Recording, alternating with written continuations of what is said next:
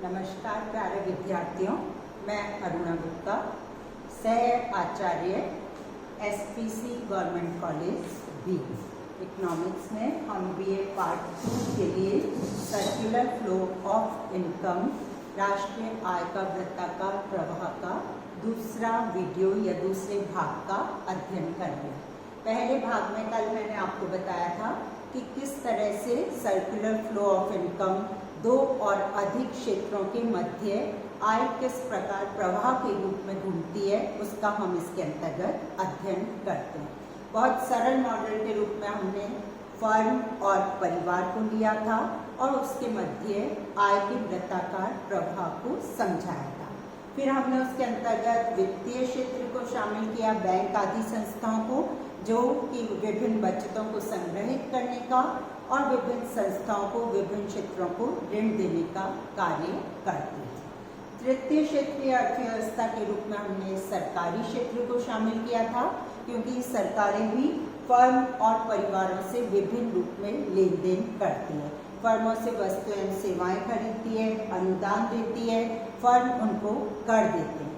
इसी तरह वे परिवारों को विभिन्न प्रकार की सेवाएं प्रदान करती है, परिवार उन्हें प्रत्यक्ष कर के रूप में धनराशि प्रदान करते हैं। आज हम चार क्षेत्रीय अर्थव्यवस्था में आय के चक्रीय प्रवाह को देखेंगे। एक्चुअली में अर्थव्यवस्था दो प्रकार की हो सकती है, एक है बंद अर्थव्यवस्था और दूसरी खुली अर्थव्यवस्था। बंद अर्थव्यवस्था में अंतर्राष्ट्रीय व्यापार, आयात निर्यात नहीं होते हैं और इसलिए अभी तक के जो हमने आय के वृत्ताकार प्रवाह को पढ़ा था वो बंद अर्थव्यवस्था के अंतर्गत चित्रण था, जिसमें हमने बाह्य जगत को शामिल नहीं किया था। आज हम बाह्य जगत या अंतर्राष्ट्रीय बाजार को भी शामिल करते हुए खुली अर्थव्यवस्था में आय के चक्रीय प्रवाह को देखेंगे। खुली अर्थव्यवस्था में आय के चक्रीय प्रवाह के चार क्षेत्र हो जाते हैं: फर्म, परिवार, सरकार है, वित्तीय व्यवस्था है, बाह्य क्षेत्र और जुड़ जाता है।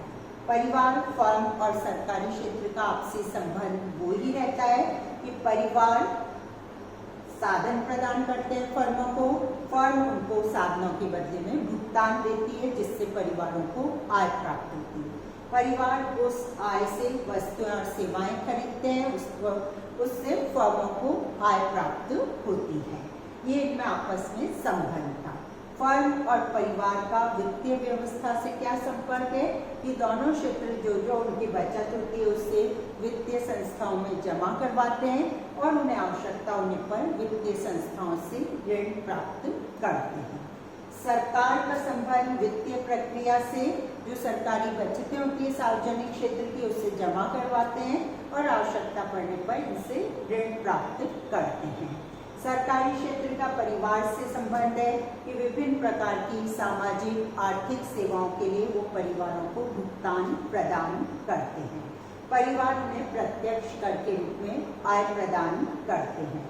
इसी तरह सरकार विभिन्न हस्तांतरण भुगतान आदि, जैसे बेरोजगारी भत्ता, वृद्धावस्था पेंशन और दूसरे कई प्रकार के हस्तांतरण भुगतान परिवारों को करते हैं, जो परिवारों के लिए आय होती है।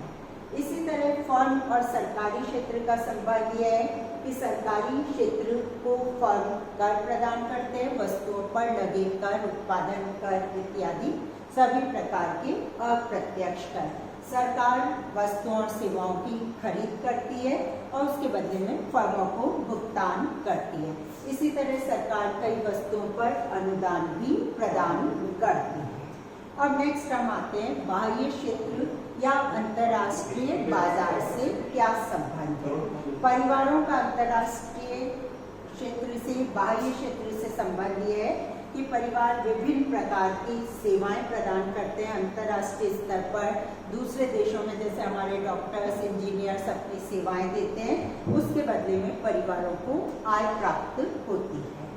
इसी तरह परिवार दूसरे देशों से विभिन्न प्रकार की सेवाएं प्राप्त करते हैं, बीमा संबंधी, चिकित्सा संबंधी, शिक्षा संबंधी, तो उसके बदले में वो उन्हें आय प्रदान भी कर सकते हैं और उन्हें दूसरे क्षेत्रों से आय भी मिल सकती है। जो शुद्ध रूप में होता है वो उस प्रभावित होगा उस क्षेत्र की ओर। इसी तरह फर्मों का क्या संबंध है?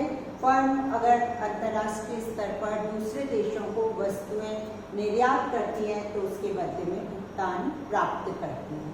अगर दूसरे देशों से कच्चा माल, मशीनरी और कोई प्रोडक्ट्स आयात करती हैं तो उसके बदले में बाह्य क्षेत्र को भुगतान करती हैं।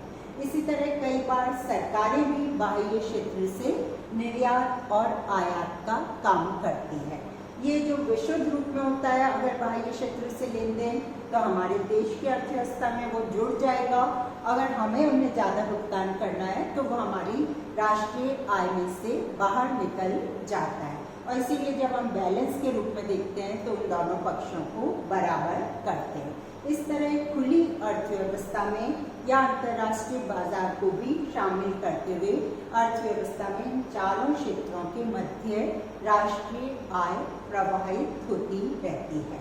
जब हम राष्ट्रीय आय का लेखांकन करते हैं तो उस स्थिति में ये सर्कुलर फ्लो ऑफ इनकम की कंसेप्ट बहुत काम करती है। राष्ट्रीय आय का लेखांकन समग्र रूप में, संपूर्ण रूप में हम इस इक्वेशन के द्वारा व्यक्त कर सकते हैं। y = c + i + g + x - n।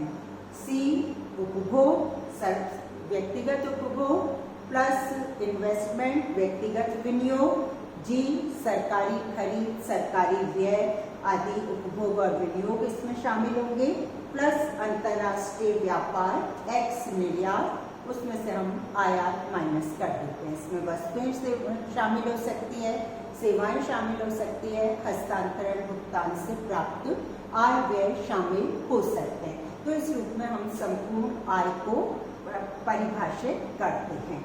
वही सब कुछ हमने इसके माध्यम से दर्शाया।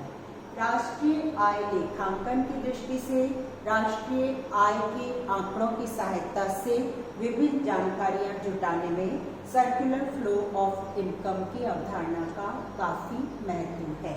इससे हमें संपूर्ण अर्थव्यवस्था किस प्रकार कार्य करती है, उसकी फंक्शनिंग क्या है, उसके बारे में जानकारी मिलती है कि कौन सा क्षेत्र अर्थव्यवस्था के लिए कितना महत्वपूर्ण है और आपस में विभिन्न क्षेत्र मिलकर किस प्रकार संपूर्ण अर्थव्यवस्था को संचालित करते हैं। सेकंड, शरण व्यय भरण का अर्थव्यवस्था पर क्या प्रभाव पड़ता है। अगर राष्ट्रीय आय में से कुछ लीकेज है, यानी जो आय बाहर निकल गई और उसे किसी रूप में वापस नहीं जोड़ा गया, तो सर्कुलर फ्लो से हमेशा निकल जाती है और वो राष्ट्रीय आय में कमी होगी। इसलिए जरूरी है कि जितना निकला है उतना का उतना किसी रूप में बाहर आए, वापस उसमें जुड़े, तभी सर्कुलर फ्लो ऑफ इनकम का प्रभाव निश्चित रूप से चलता रहता है। इसलिए जितनी बचत की है तो वो उतना विनियोग होना चाहिए। अंतर्राष्ट्रीय स्तर पर जितने हमने आयात किया है तो उतना बैलेंस के रूप में निर्यात होना चाहिए। परिवारों ने जितना संसाधनों से प्राप्त किया है उतना वो उस पर उपभोग पर व्यय करें, उपभोग पर व्यय नहीं करें तो उसे बचाकर उसे विनियोग करें, तभी अर्थव्यवस्था में आय का प्रवाह निश्चित रूप से, निर्बाध रूप से चलता रहेगा।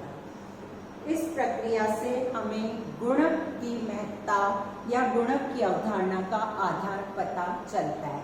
गुणक क्या है कि विनियोग में जो वृद्धि होती है उसकी कितने गुना राष्ट्रीय आय में वृद्धि होगी। ये इस पर डिपेंड करेगा कि अगर गुणक का मूल्य ज़्यादा है तो सर्कुलर फ्लो में ज़्यादा इनकम जुड़ेगी। अगर गुणक उतनी अच्छी तरह से कार्य नहीं कर रहा है तो आय का प्रभाव कमजोर पड़ जाएगा। इसलिए गुणक जो अर्थव्यवस्था के लिए बहुत महत्वपूर्ण है, उसका आधार सर्कुलर फ्लो ऑफ इनकम ही है। हमारे देश में, विभिन्न देशों में अर्थव्यवस्था को सही ढंग से संचालित करने के लिए मौद्रिक और राजकोषीय नीतियों को प्रतिपादित किया जाता है, उन्हें लागू किया जाता है। मौद्रिक नीति के अंदर रिजर्व बैंक के द्वारा विभिन्न प्रकार के जो निर्णय लिए जाते हैं वो शामिल होते हैं। राजकोषीय नीति में सरकार के द्वारा कर, विनियोग, सार्वजनिक व्यय, अनुदान आदि से संबंधित नीतियां शामिल होती है। इन सब का इसके अंतर्गत प्रभाव पड़ता है और इससे ये स्पष्ट होता है कि मौद्रिक व राजकोषीय नीतियाँ कितनी महत्वपूर्ण है, कौन सी परिस्थिति में मौद्रिक नीति अपनानी चाहिए, कौन सी परिस्थिति में राजकोषीय नीति अपनानी चाहिए, या हमें इनका सम्मिश्रित रूप में प्रयोग किया जाना चाहिए। ये सारा स्पष्टीकरण भी हमें इस अवधारणा से प्राप्त होता है। धन्यवाद।